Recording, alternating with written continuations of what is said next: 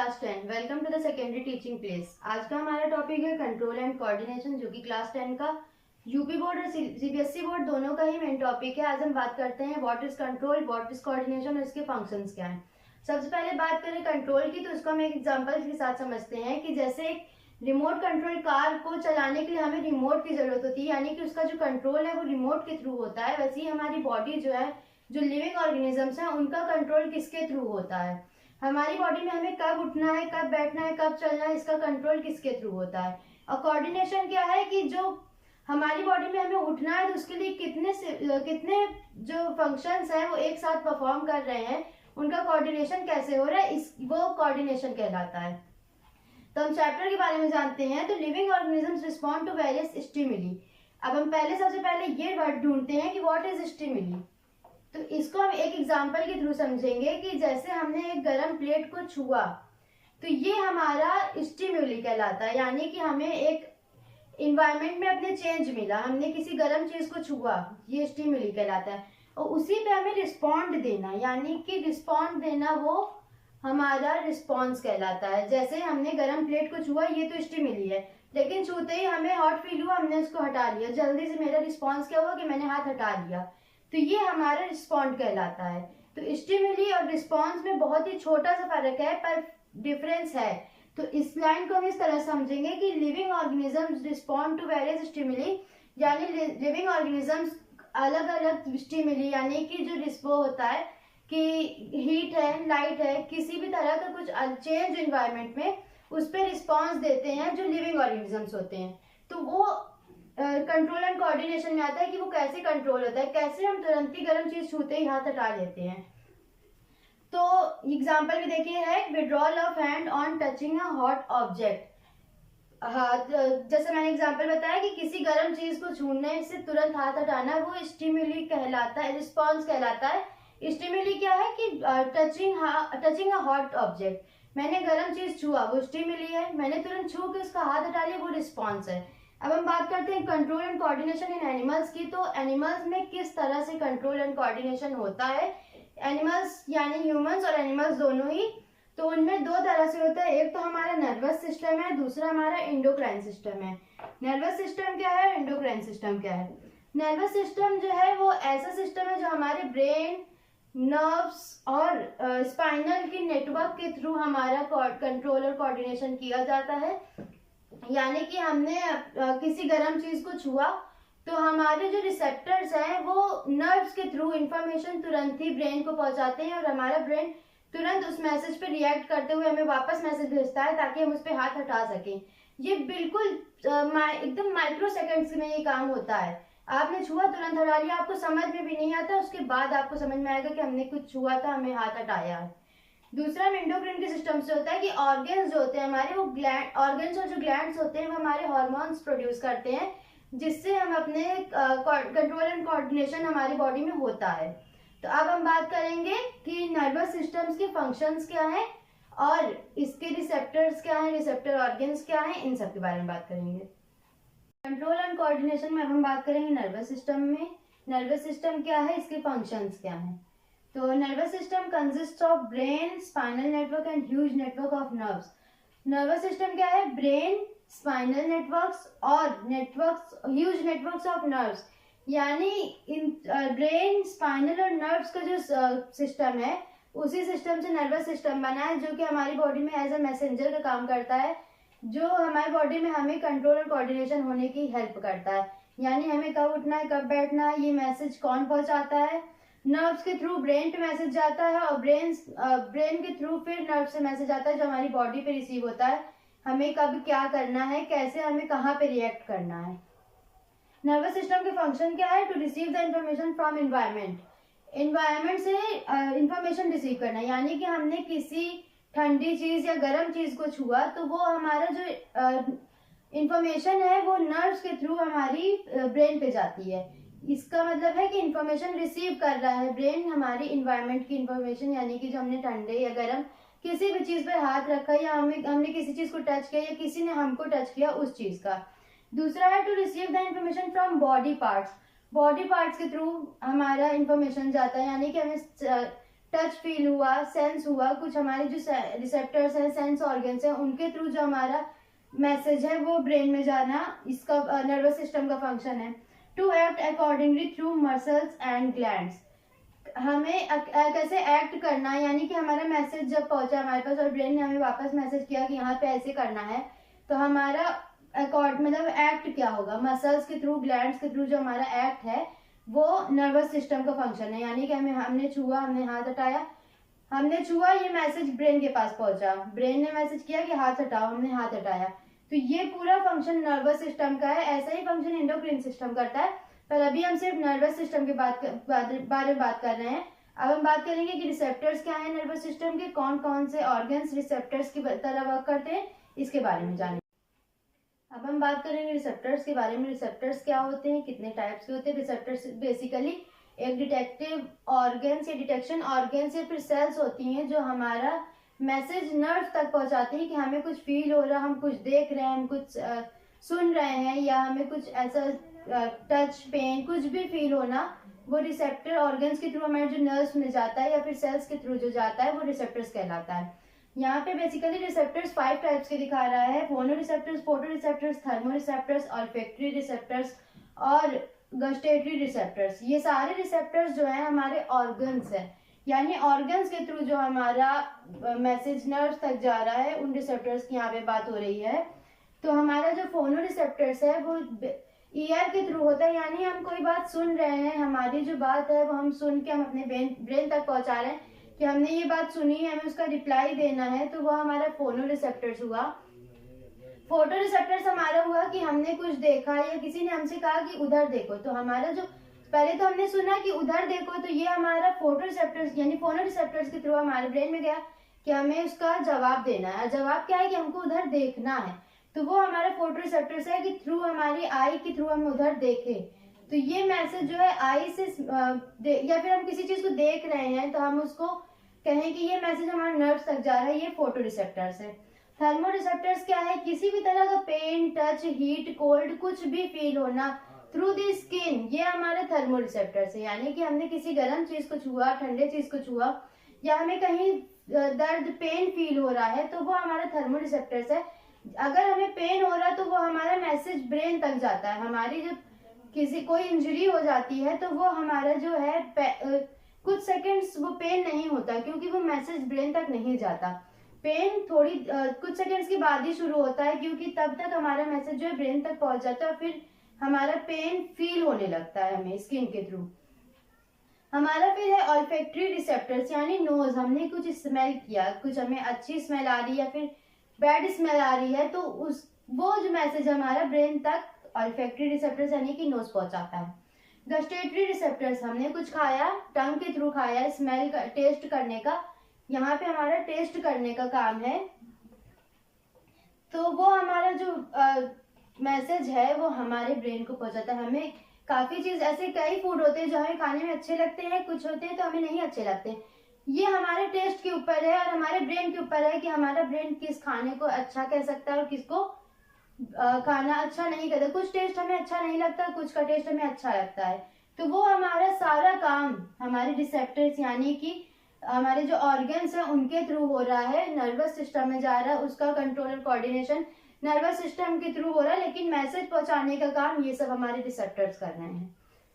Receptors के बाद हम बात करने वाले हैं हमारे नर्वस सिस्टम का। जैसा कि हमने पहले ही बात किया था कि हमारा नर्वस सिस्टम ब्रेन, स्पाइनल और नर्व्स से कंसिस्ट होकर बना हुआ है, यानी कि जो हमारा ब्रेन है, हमारे स्पाइनल है और हमारे जो नर्व्स है, इन तीनों के थ्रू ही हमारा नर्वस सिस्टम बना है।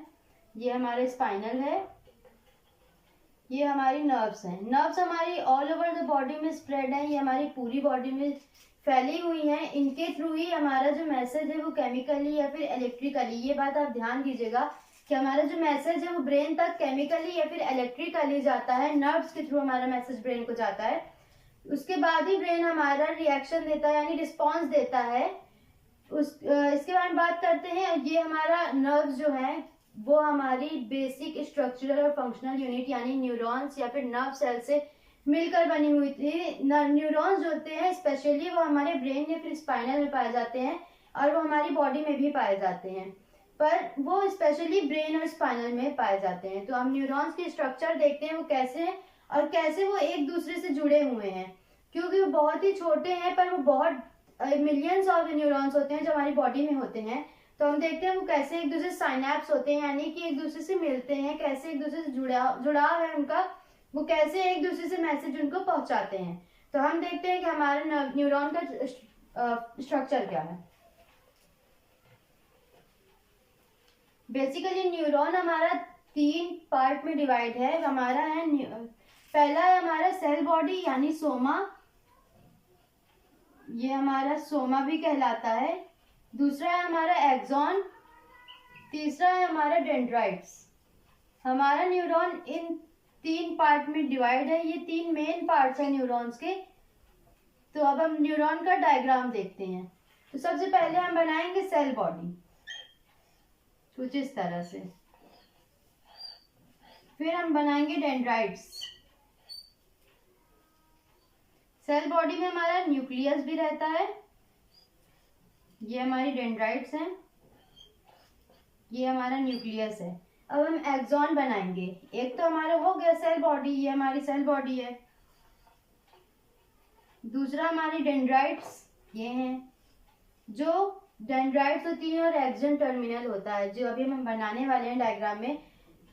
एक न्यूरॉन की डेंड्राइट दूसरे न्यूरॉन की एक्सॉन टर्मिनल से अटैच रहती हैं। ऐसे ही करके ये कनेक्शंस होता है, यानी कि न्यूरॉन्स का जो कनेक्शन है, मिलियंस ऑफ न्यूरॉन एक दूसरे से इसी तरह से कनेक्ट होते हैं। तभी हम आपको दिखाएंगे कैसे इन 2 न्यूरॉन्स का साइनैप्स होता है। तो यहाँ पे एक्सॉन बनाएंगे, ये हमारा एक्सॉन है कुछ इस तरह से।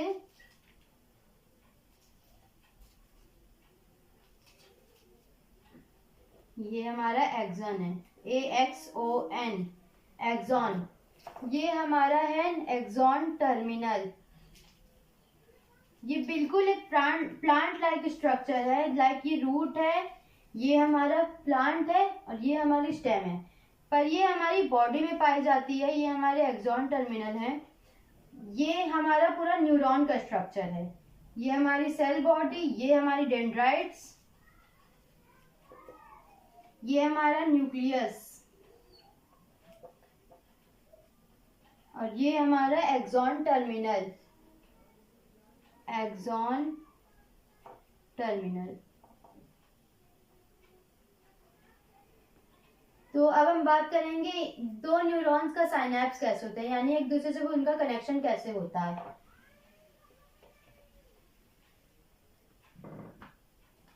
यहाँ पे एक न्यूरॉन है और यहाँ पर एक न्यूरॉन है, ये उनकी डेंड्राइट्स हैं।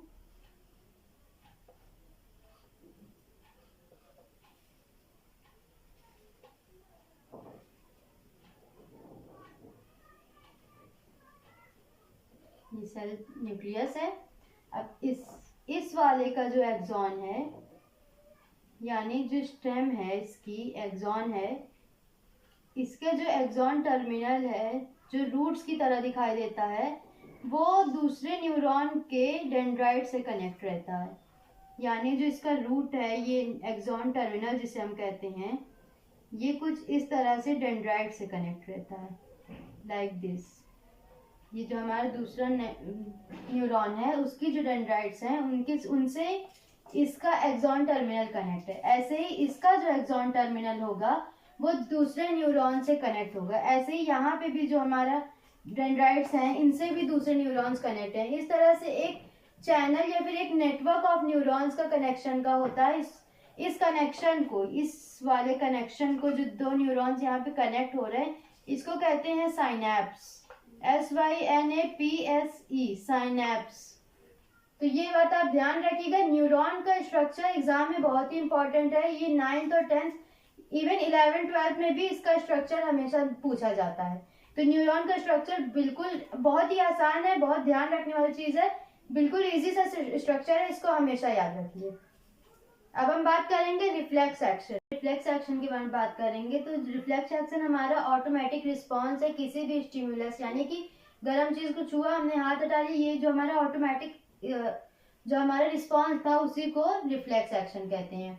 ये किस तरह से हमारी बॉडी में मैसेज जाता है, किस तरह से हमें बॉडी से वापस मैसेज मिलता है, जिसको आपको एक स्ट्रक्चर के जरिए समझाएंगे। यहाँ पे देखिए हमारा जो रिस्पॉन्स है यानी स्टिम्युलस, ये हमारा स्टिम्युलस कहेंगे यहाँ पे कि हमने टच किया हॉट ऑब्जेक्ट को, टचिंग ऑफ हॉट ऑब्जेक्ट।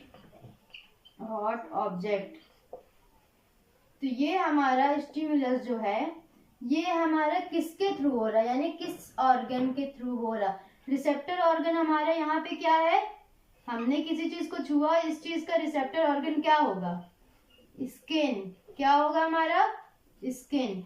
ये हमारा रिसेप्टर ऑर्गन है क्योंकि हमने किसी भी चीज को छुआ वो हमारी स्किन के थ्रू ही छुआ है। तो ये हमारा जो मैसेज है ये हमारे नर्व्स के जरिए, यानी जो हमारी सेंसरी नर्व्स हैं, सेंसरी नर्व्स, जिनको सेंस यानी कि जो सेंस कर सकती है, जो फील कर सकती है कि हमारे जो रिसेप्टर ऑर्गन्स है उन्होंने मैसेज नर्व्स को दिया, वो नर्व्स के थ्रू हमारा मैसेज गया स्पाइनल को। किसको गया, स्पाइनल को। अब इमीडिएट रिस्पॉन्स के लिए स्पाइनल जो है वो हमारे ये मैसेज तुरंत स्पाइनल तक गया। स्पाइनल इस मैसेज को मोटर नर्व्स को सेंड करेगा। मोटर नर्व्स वो नर्व्स हैं जो हमें एक्शन करने के लिए हेल्प करती हैं। तो जो मोटर नर्व्स हैं वो इस मैसेज को इफेक्टर ऑर्गन यानी हमारी मसल्स, इफेक्टर ऑर्गन क्या है, हमारी मसल्स, इफेक्टर ऑर्गन हमारी मसल्स, इन तक ये मैसेज पहुंचाती है और मसल्स हमारे तुरंत ही इस पे रिस्पॉन्स देते हैं कि हमें हाथ हटाना है, विड्रॉ कर लेना है। तो यहाँ पे जो हमारा मैसेज है तुरंत ही हमारा रिस्पॉन्स बन जाता है। ये हमारा बिल्कुल इन अ माइक्रो सेकेंड ये वर्क हमारा होता है, बिल्कुल एकदम कम समय में। तो हमारा जो रिस्पॉन्स क्या हुआ वो हमारा विड्रॉल ऑफ हैंड हुआ, हमने हाथ हटा लिया वहां से, किसी भी गर्म चीज से हमने हाथ हटा लिया। इस चीज को हम कहेंगे रिस्पॉन्स। तो रिफ्लेक्स एक्शन एक बार हम आपको फिर समझा देते हैं कि जो हमारा स्टिमुलस है यानी कि हमने किसी गर्म चीज को छुआ, ये हमारा जो मैसेज है वो रिसेप्टरी ऑर्गन यानी स्किन के थ्रू हमारे सेंसरी नर्व्स तक गया। सेंसरी नर्व जो है इस मैसेज को स्पाइनल तक पहुंचाती हैं और स्पाइनल तुरंत ही इमीडिएट एक्शन लेते हुए इस मैसेज को मोटर नर्व्स के थ्रू पहुंचाता है हमारी इफेक्टर ऑर्गन यानी कि मसल्स को। ये मसल्स तुरंत हमें रिस्पॉन्स लेने पर मजबूर करती है, यानी कि हमारा हाथ तुरंत पीछे होता है, ये हमारी मसल्स के थ्रू होता है। हमने अपना हाथ हटा लिया किसी भी गर्म ऑब्जेक्ट से, तो ये हमारा रिफ्लेक्स एक्शन है हमारा नर्वस सिस्टम। लास्ट हम बात करें तो हमारा ह्यूमन नर्वस सिस्टम जो कि बेसिकली 3 पार्ट्स में डिवाइड है। पहला है हमारा CNS सेंट्रल नर्वस सिस्टम, दूसरा हमारा PNS पेरिफेरल नर्वस सिस्टम, तीसरा हमारा ANS ऑटोनॉमिक नर्वस सिस्टम। ये तीनों ही 2-2 पार्ट में डिवाइड है। पहले हम बात करते हैं CNS की यानी सेंट्रल नर्वस सिस्टम की, जिसमें 2 पार्ट कंसिस्ट करता है, एक है ब्रेन, एक हमारा स्पाइनल है। ब्रेन हमारा 3 पार्ट में डिवाइड है, मिड ब्रेन, हिंद ब्रेन और फोर ब्रेन। ब्रेन और स्पाइनल हमारे नर्वस सिस्टम के मेन कंपोनेंट्स हैं। दूसरी बात करें तो हमारा पेरिफेरल नर्वस सिस्टम जिसमें क्रेनियल नर्व्स और स्पाइनल नर्व्स है। ये दोनों ही नर्व्स है, पर इनमें इतना डिफरेंस, इसमें ये डिफरेंस है कि जो क्रेनियल नर्व्स है वो नर्व्स है जो हमारी ब्रेन से अराइज होती हैं, वहीं स्पाइनल नर्व्स ऐसी नर्व्स हैं जो हमारे स्पाइनल से अराइज होती हैं। दूसरा हम बात करें तो ऑटोनॉमिक नर्वस सिस्टम जो कि जिसमें 2 टाइप आता है, एक सिंपैथेटिक नर्वस सिस्टम और एक है parasympathetic nervous system. Parasympathetic nervous system जो होता है वो ऐसा है कि वो हमारी बॉडी को ऑटोनॉमिक प्रिपेयर करना कि अगर हम डेंजर में हैं या फिर हम स्ट्रेस में हैं, हमें किसी से फाइट करनी है, तो इसलिए हमारे बॉडी का जो प्रिपरेशन है, जो ऑटोनॉमिक प्रिपेयर करना है, वो हमारा सिंपैथेटिक नर्वस सिस्टम में आता है। अगर कोई डेंजर या फिर कुछ सडन चेंज की बात हो तो सिंपैथेटिक में आएगा। पैरासिम्पैथेटिक में बात करें तो बिल्कुल अपोजिट है सिंपैथेटिक का। ये हमारा रेस्ट करने के लिए या फिर डाइजेस्ट करने में हमारा ऑटोनॉमिक जो डाइजेशन होता है ये हमारा पैरासिम्पैथेटिक नर्वस सिस्टम के थ्रू होता है। नर्वस सिस्टम में बस इतना ही। अब हम बात करेंगे एंडोक्राइन सिस्टम की, जो जिसको अगर आपको देखना है तो आप पार्ट 2 देख सकते हैं।